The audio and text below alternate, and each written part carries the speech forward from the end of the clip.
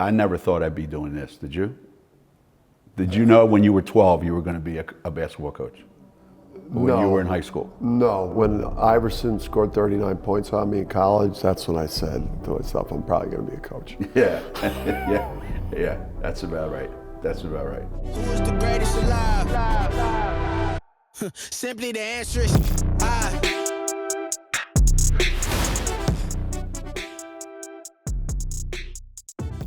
Basketball became important to me, Coach. I can't even remember because I just always been around it. You know, when your dad's a high school coach, right. And you know, you grow up around those teams. Your father's players are all your kind of heroes growing up, and you know, your whole family's life is centered around the game. It kind of, you know, consumed the entire Hurley family. So as long as I can remember, basketball's been a central figure in our lives. What you're describing is like what my son grew up with. You know, that's your life. From the time you're born, that's what you do.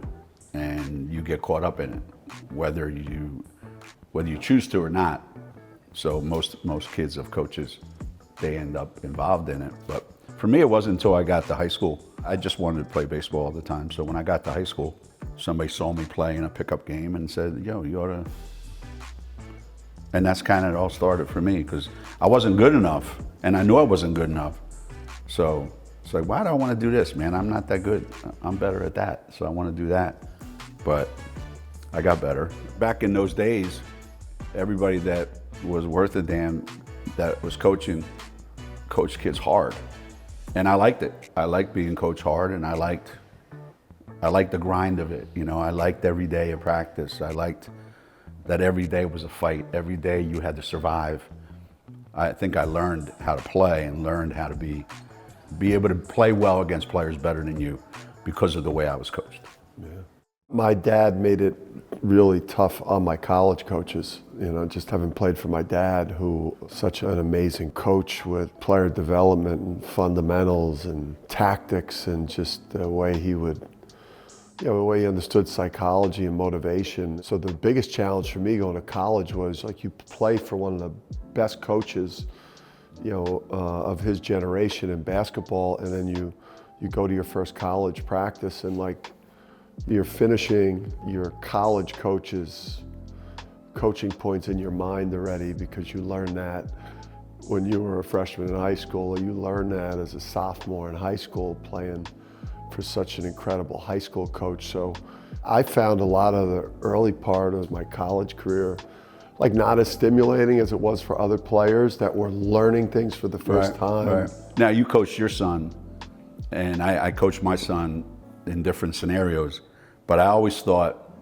that the only way you should ever coach your son is if he's the best player or the worst player, because then you never get criticized for putting him in. Yeah. You know, and if he's right in the middle there, he's 6, 7, 8, and you're playing him instead of somebody else, all hell breaks loose. You know, I always thought that was something you had to manage. Make sure that he's either one of the best players or he's the worst player.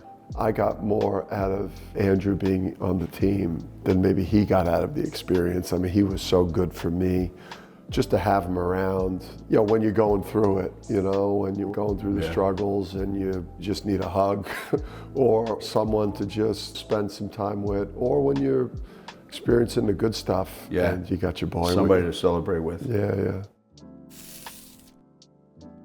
When we were in the early stages of replacing our coach and getting a new one at a place like UConn, the rumors are rampant, right? So the names that are thrown out, the fans are so passionate here, as you know, that they thought, well, why can't we get Roy Williams?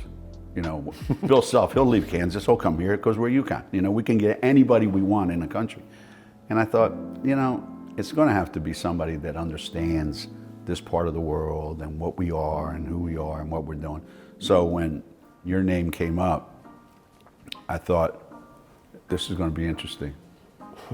I said, I'm dying to see how this plays out, because the reputation that you had when you were a young coach, that's all people knew.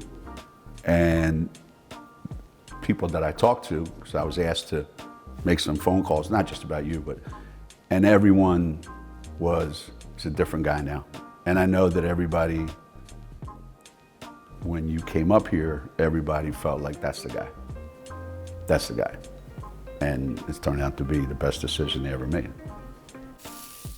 Obviously, I've followed, Geno forever in basketball. So I felt like I met him a long time ago, like 25, 30 years ago. And I remember Geno coming in for his son's games in the New Jersey prep, and he'd catch parts of the end of our practice right before a prep school game would start. And I always felt enormous pressure when Geno came in. I did not want him walking out of there saying my practice sucked or this guy doesn't know what he's doing. His old man is, he's not a chip off the old block, whatsoever. But, Geno's been one of the people that's helped me the most. There's a handful of people that I get advice from or I talk to. Or most of the time, when things aren't going great, you reach out for advice. But Geno's, one of a handful of coaches or leaders that I go to. I want to bounce an idea, or I need advice, or I just need to talk to. Not as much the last 2 years. Well, before that, but the last 2 years, it's the other way around. Last January. A couple Januaries ago, yeah, it was a couple Januaries lighting ago. Up your phone. And yeah. I remember an important time for me was, I knew I had a team, and we had that long flight out to Portland. Yeah, yeah. It was a big year. We had just lost in the first round of the tournament back-to-back years. Yeah. There were a lot of external noise about, whether I was an elite coach or whether I could deliver championship results. And, on that flight, I think we spent a lot of time talking, and I just got a technical foul.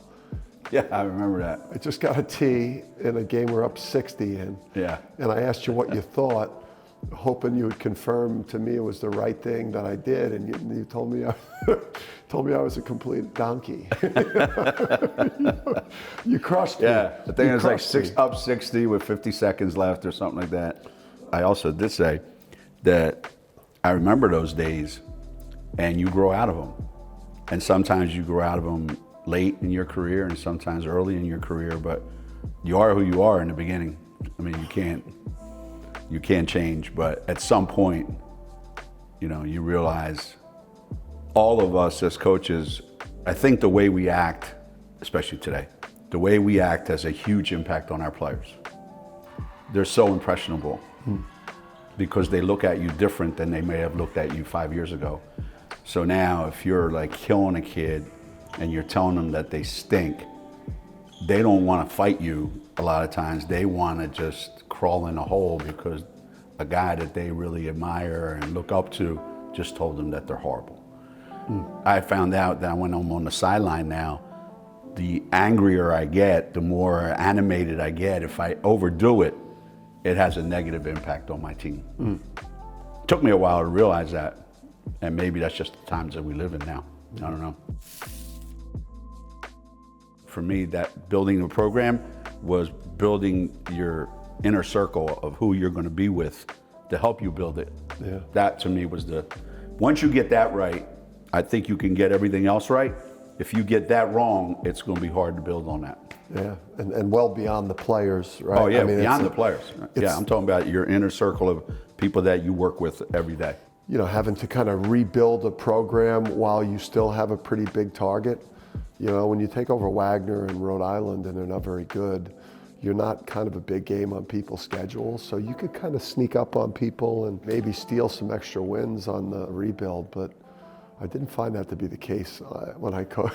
When we weren't very good here, people kicked us while we were down just because of how big the UConn brand is. Taking over a program that has had no success, you don't feel that. They're just used to beating you, so they feel sorry for you almost. Like, I hope you guys get better because it hurts us if we play you guys. And your situation was they've kicked our ass for so long, now's our chance. So they take everything out on the new guy. I thought I would be less nervous going into last year or something, or this year. You should have told me that's I told you the night before, but you weren't paying attention. I told you the night before the first championship game in Houston. Yeah. I said, tomorrow is going to be the worst day of your life.